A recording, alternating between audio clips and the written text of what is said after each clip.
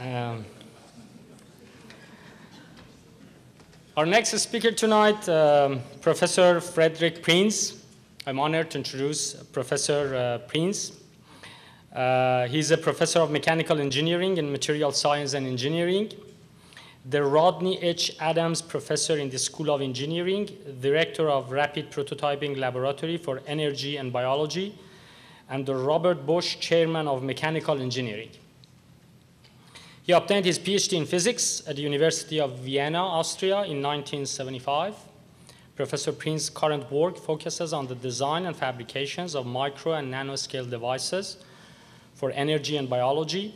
Examples include fuel cells and bioreactors. He's interested in mass transport phenomena across thin membranes, such as phenomena with the help of such as oxide films and lipid bilayers. This the problem happens when you read something that you have no idea what it is.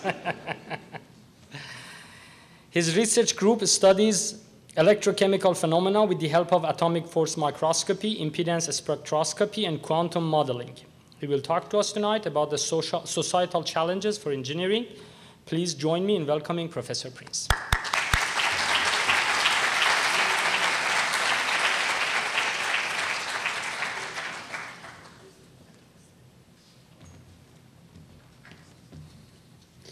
Good afternoon. It's an honor and a pleasure to be with you here today. And I have to admit that I had a long relation with a number of Iranian students, as I come from a country which has a long history of exchange with Iran. As you heard earlier, I was born in Vienna and I went to school there, so I had the pleasure of interacting with many of your fellow students.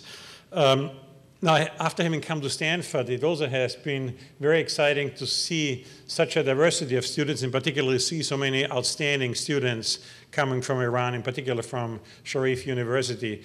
We do not yet match the record of the electrical engineering department, but this may change in the next few years, and we're working hard at it to attract the best students from all over the world. And we have, I think, a very good chance of getting more and more outstanding students from Sharif University.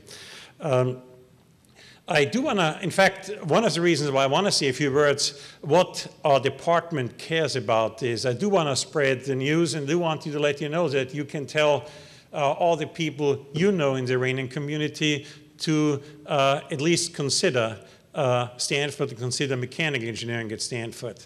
Some of the issues which we address are all related to the problems which we all face as humans in a world society. Many of those problems are homemade and self-made, and many of the problems were created by technology. And I do believe that most of these problems can only be solved by a proper technological response.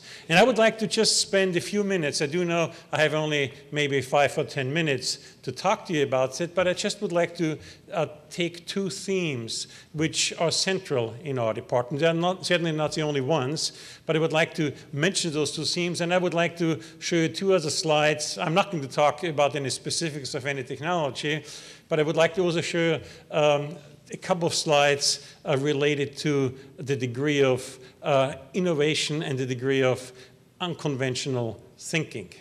And the first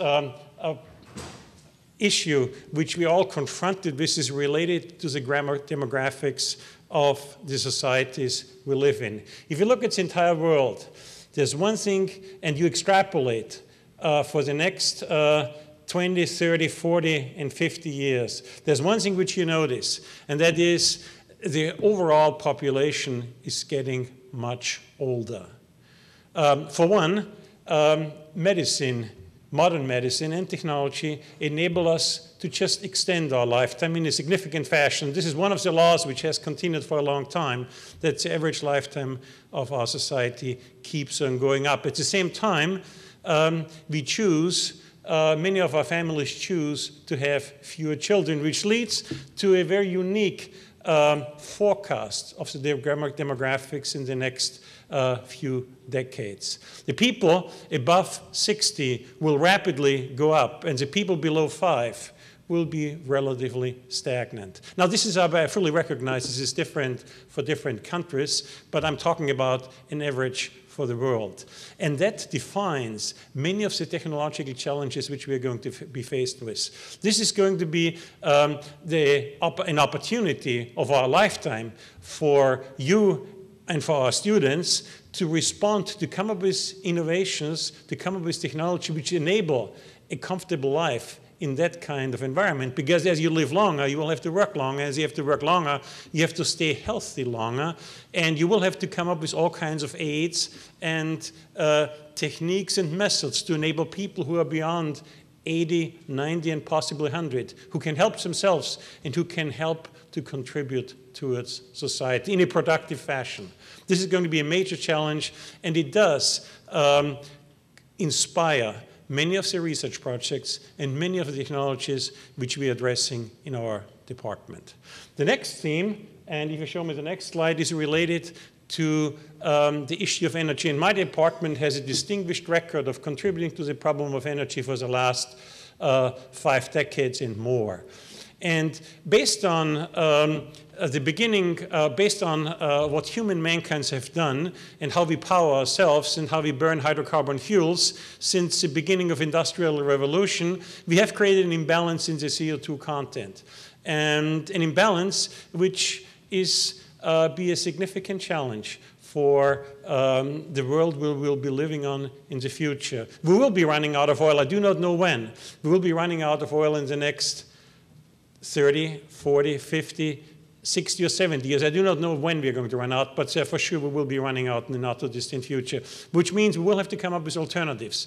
And there is no answer which is the right solution, which is the wrong solution. Different societies, different continents, and different countries have different geographies, have different environmental conditions, have different weather conditions, and we'll have to respond in all likelihood in a different way. Some countries can benefit from wind, some countries can benefit from solar, some countries can benefit from tidal energy. So there's a whole range of opportunities which we can address. But it's a formidable challenge for our society, for all of us, for every country.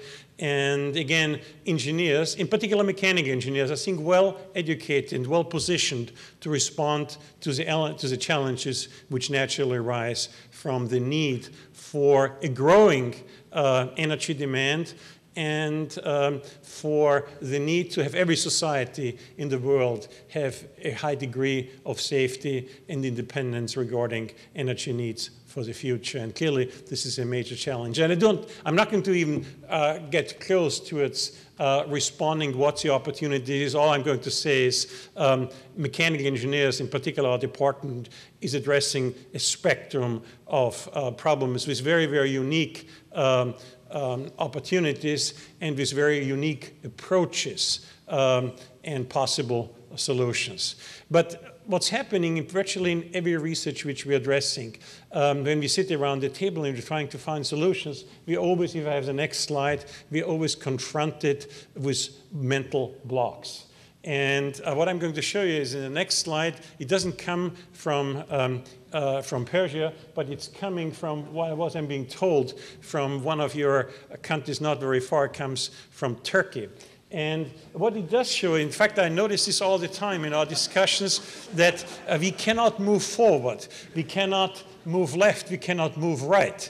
And that's when innovation is required. That is when unconventional thinking, unconventional methodologies are needed to move forward. And this is when the students, and especially when you have students with different cultural backgrounds, are so unique in coming up with unconventional solutions. If you show the next slide, this is a metaphor which I show my student all the time. In particular, look at the left picture, where you see a Turkish farmer on his tractor, and the tractor happens to have only 3 wheels. And what this farmer is very creative in his solution. Essentially what he uses his wife as a counterbalance for the missing 3rd wheel. And I do believe there's a metaphor behind this picture, because when I do experiments in my laboratory, nothing ever works the first time. And usually it's these kind of solutions which can lead to creative, radically innovative solutions. And this is all I would like to share with you. As engineers, as scientists, this is what we need. We need to break out of the constraints we sometimes being put in, even being put in by our teachers, because we are being told certain approaches. And many of the approaches which we teach may be right, may be wrong. I don't know. But that's where the students with a large cultural diversity can contribute. And no question, your graduates from Sharif University are unique. They're excellent, and we're very pleased, and we really embrace them on Stanford campus and in our department. Thank you very much.